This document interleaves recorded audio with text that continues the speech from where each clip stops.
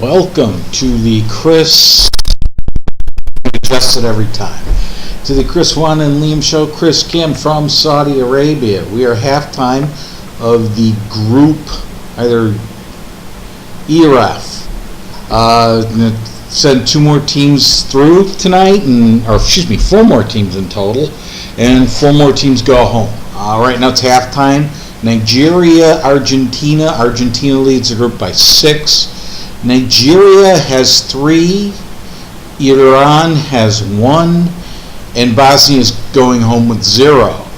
So the question becomes at halftime, Argentina started quick with a goal on a rebound by Messi, and then Nigeria answered right back with a goal, 1-1. Goalie makes some big saves for Nigeria, and then right before the half on another free kick from Messi, where Messi, like 5 minutes earlier or 2 minutes earlier, put it up, hooking using his left foot as the shooter faces in there. You're talking the high right-hand corner. The goalie makes a brilliant save, knocks it out. 2 minutes later, the shot from almost the same place, a little closer, a little more toward the center. Messi again hooks it.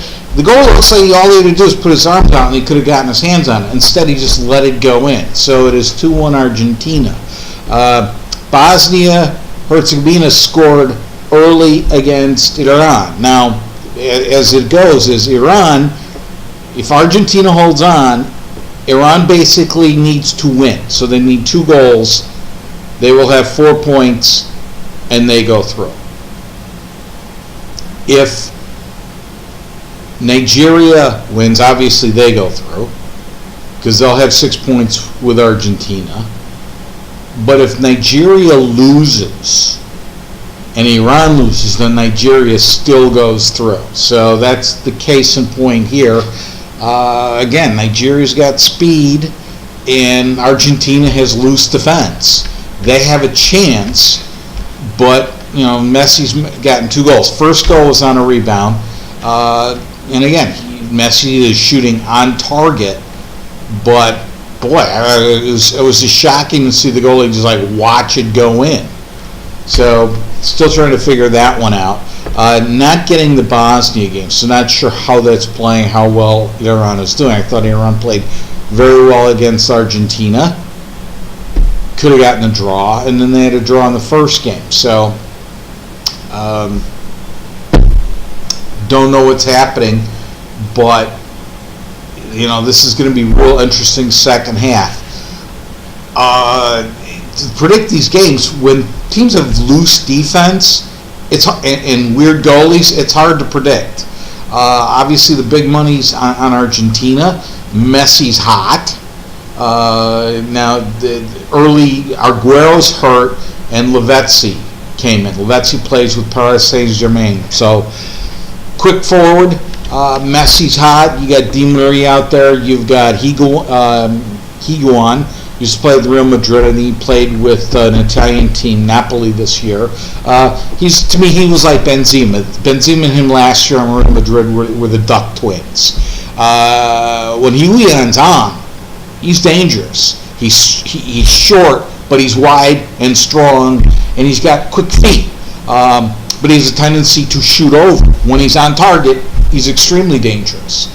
But he looks tired in the feet today. I don't know, humidity in Brazil. So this is going to be a real interesting second half. But Nigeria, effectively, if they get a draw,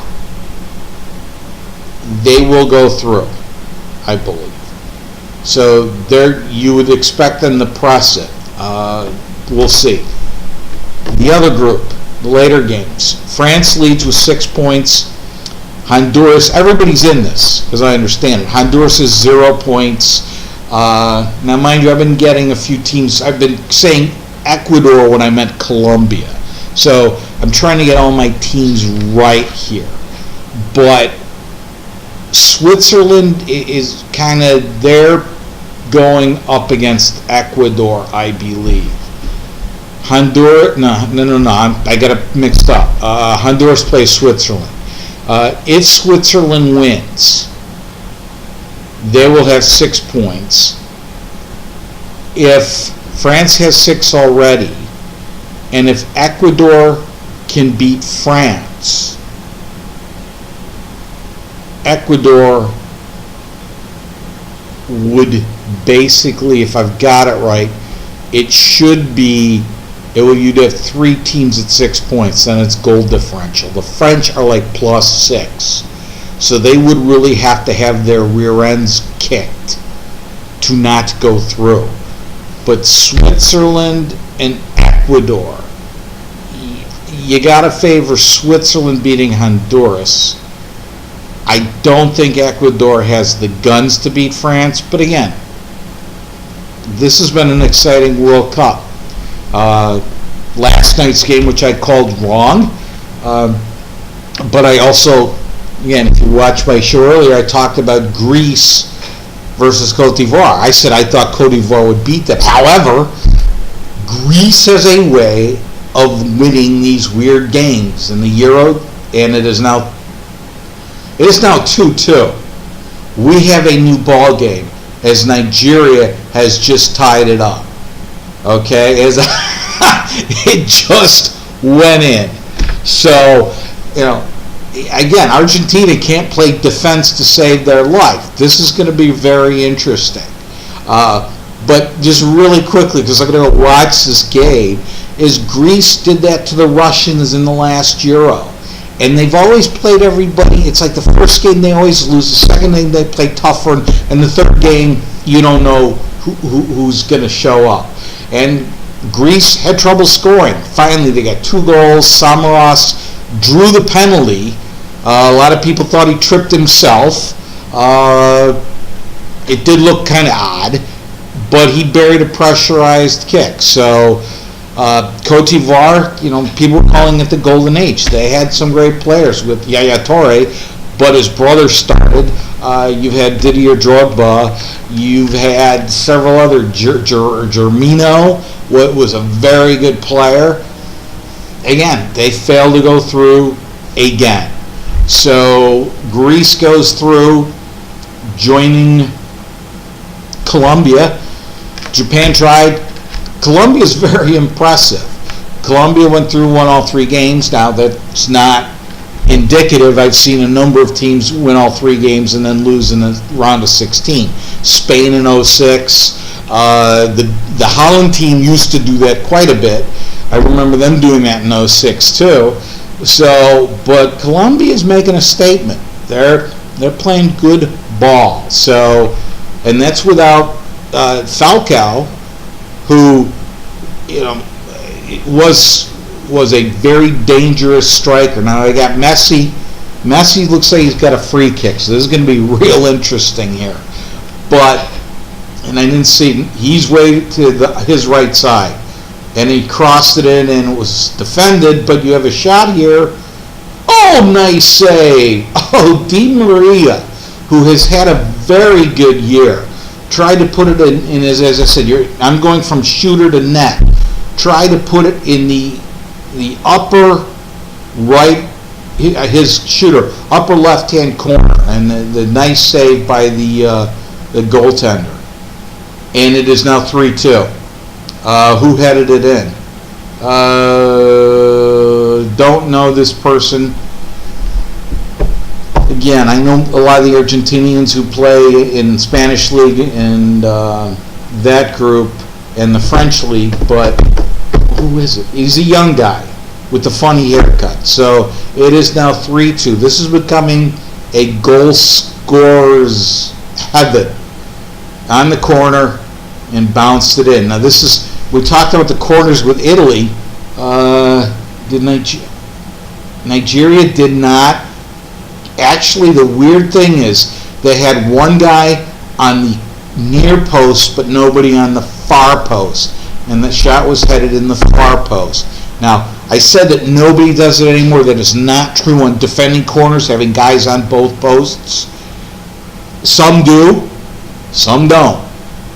And we've seen several goals in this World Cup by not defending those posts. And in the Champions League final, Real Madrid, Atletico Madrid, the tying goal with no time left. Athletic Madrid decided not to guard the post. A header right in the inside of the post. So again, coaching decisions that I think are flawed. So this is getting real interesting. A hard tackle on Lavezzi. This is getting fun here. This is what World Cup's all about. It's been a fun one, and we'll see. Prediction. We talked about, covered last night's games. Greece goes through. Congratulations, Colombia. And then before Uruguay, congratulations. But boy, did Italy not get the calls. Tough red card. Should have been just a yellow on Giorgio Mascherano. And obviously Suarez should have been thrown out. Totally changed the dynamics of the game. Uruguay's through. I think Suarez will not be able to play anymore in this World Cup. He should not be able to.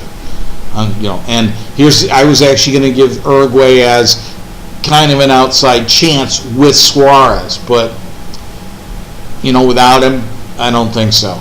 And who was the other team that went through? Obviously, Costa Rica went through. I think they went through with 7 points. Costa Rica, Chile. Actually, it's Costa Rica. Yeah, boy, dementia's setting in early with me, right? Or whatever that term is. Alzheimer's and brain bubbles that I'm getting, I guess. So we'll look forward to it. Happy World Cup.